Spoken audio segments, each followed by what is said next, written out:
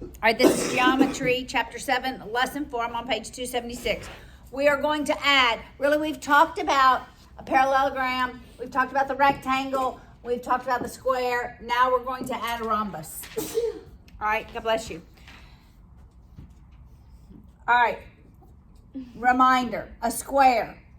Look at the definition. It's a quadrilateral and all the sides and all the angles are equal. That's the definition of a square. All sides, all angles equal. What was the definition of a rectangle? All angles equal, right? All angles equal. We had lots for a parallelogram. But for a parallelogram, opposite sides are parallel. Right? That was primary. Because if we have opposite sides parallel, then the opposite sides and equal. They have to be parallel and equal. Then everything else is also true of them about the angles. And now we're going to add a rhombus. All right. So a rhombus is different in that it looks more like a parallelogram, except all four sides are equal. Does that make sense? That's the only difference. It's just like it's a square that's now a little slanted. All sides of a rhombus are equal. All right, so a rhombus, a square, and a rectangle are all parallelograms. All of these shapes are parallelograms. They're all quadrilaterals. So quadrilateral would be the highest name. One a little more specific would be parallelogram. And even more specific would be rectangle, square, and a rhombus. All right, what do you know about the diagonals of a parallelogram? What is true of them? The diagonals bisect each other.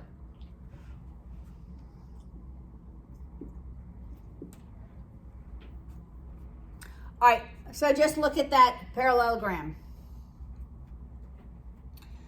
Do you see any congruent triangles in the parallelogram? Yes. Okay, what triangles are congruent?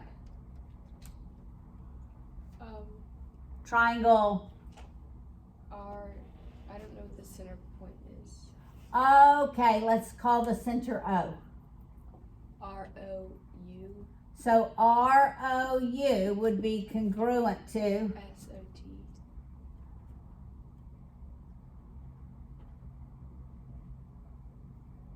Did we say that right?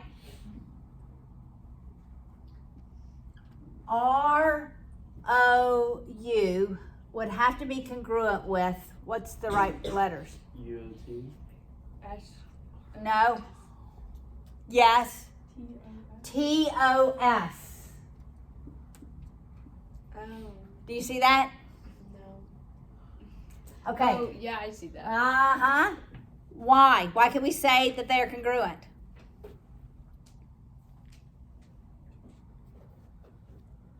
What would be the reasoning?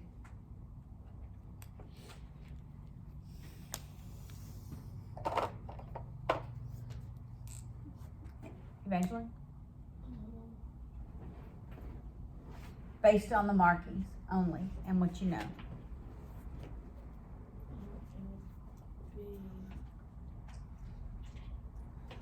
I could actually use two, probably. Okay, what do you think, Evangeline? I won't say. ROU congruent to TOS. There are two. Which one? Side, side, side. That was my first gut. Side, side, side. But there's one other one because I can prove something else is true. SAS.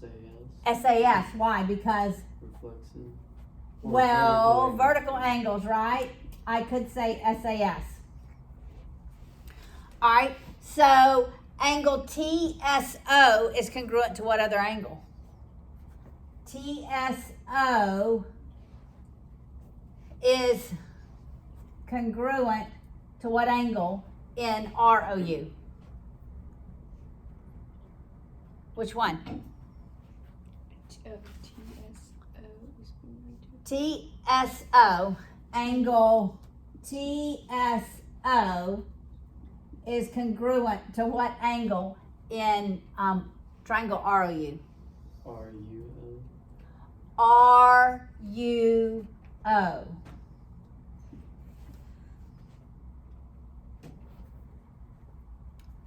But did you know that already?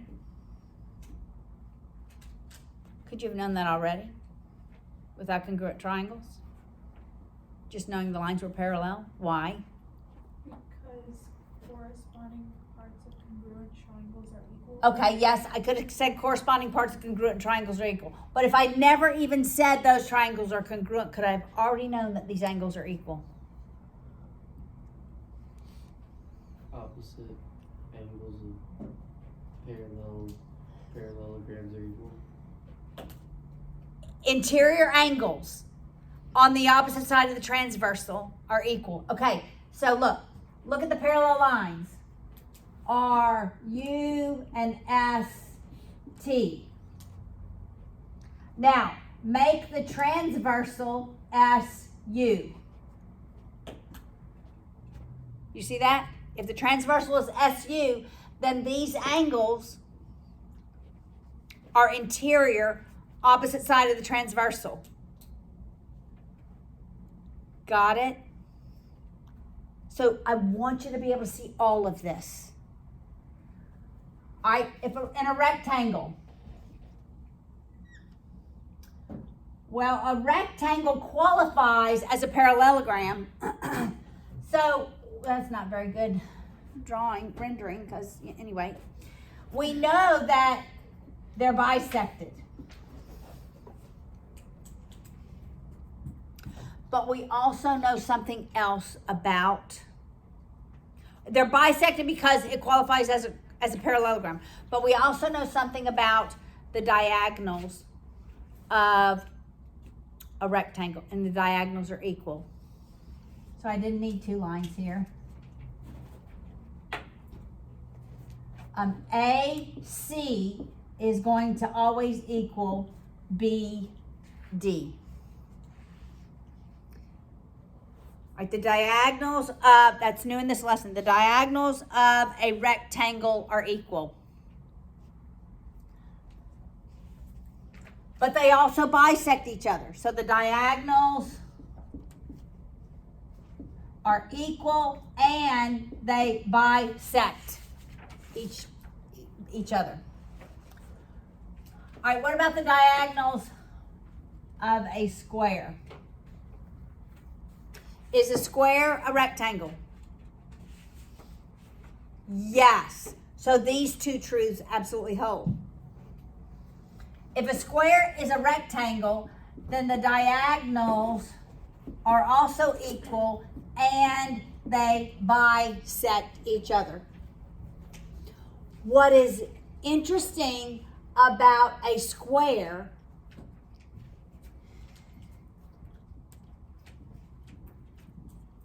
is that we have four,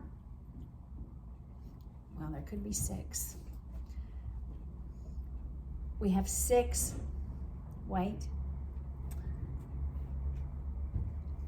eight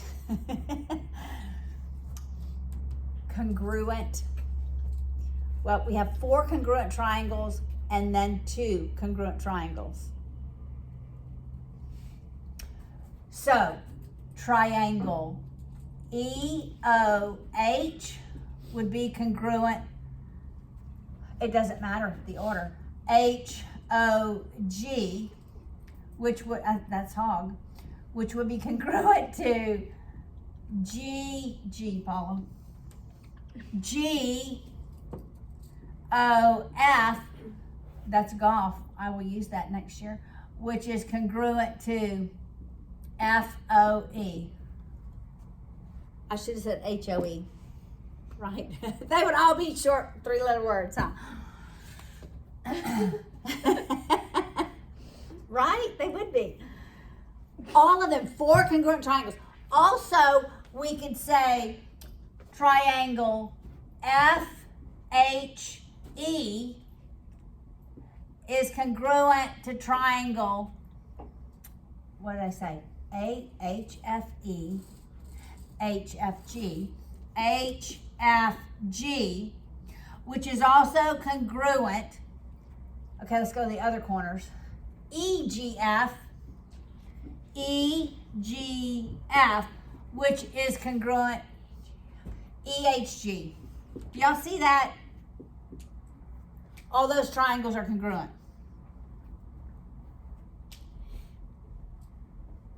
What do you think the measure of this angle is?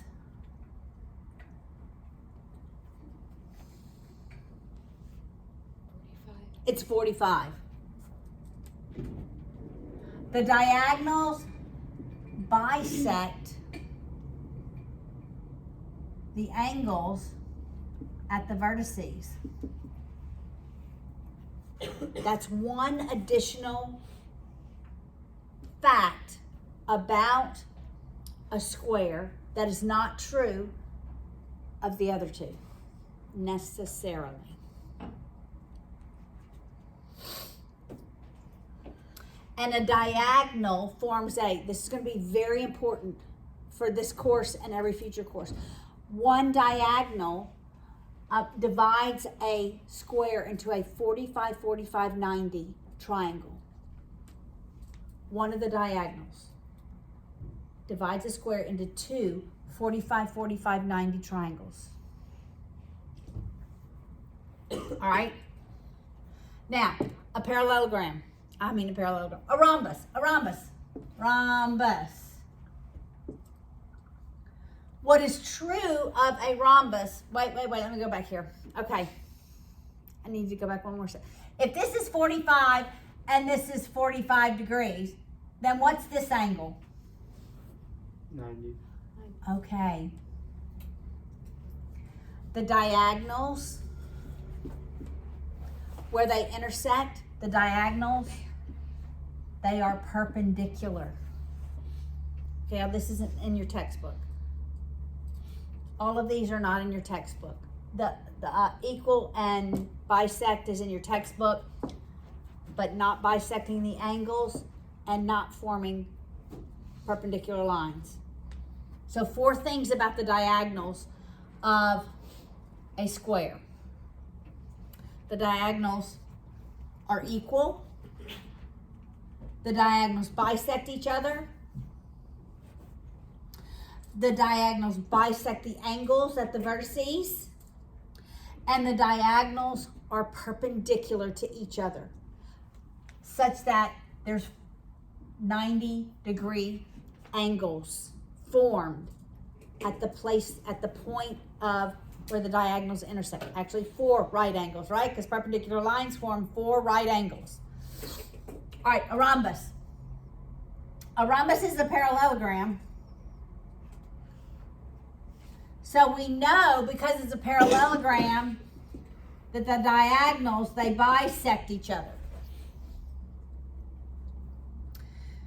There is something else that is true about every diagonal of a rhombus. And it is because all 4 sides are equal. And it's closely related to a square. The diagonals are perpendicular, such that the diagonals form 4 right angles. I oftentimes see that on the ACT. You've got to know that one concept. Now, even though mine don't look congruent, this triangle is congruent with this triangle, is congruent with this triangle, is congruent with that triangle. We actually have 4 congruent triangles. 4 congruent triangles. All right, so when we get to area, if this is the right angle, then this is a leg and that's a leg, right? If I can figure the area of one triangle, which would be 1/2 leg 1 times leg 2, which remember the leg is half of the diagonal times half of the diagonal, right? Right? Do you agree? And if I multiplied that by 4, because there are 4 congruent triangles,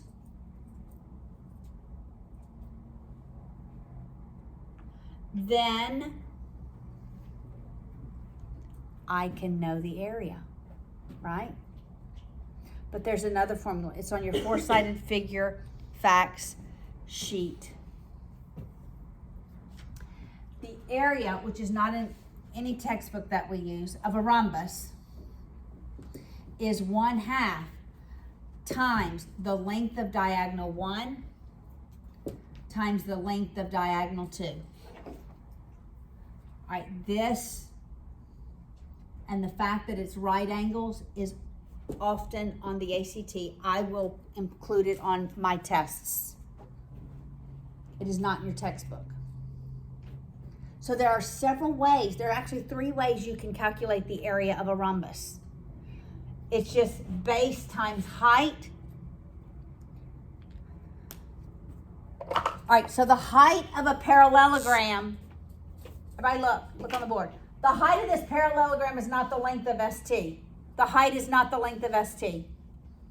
The height is a perpendicular line to the base. Got it? That's your height. Same thing with a rhombus. The height is a perpendicular line outside the actual image. All right, so lots of facts. It's all on your 4-sided figure fact.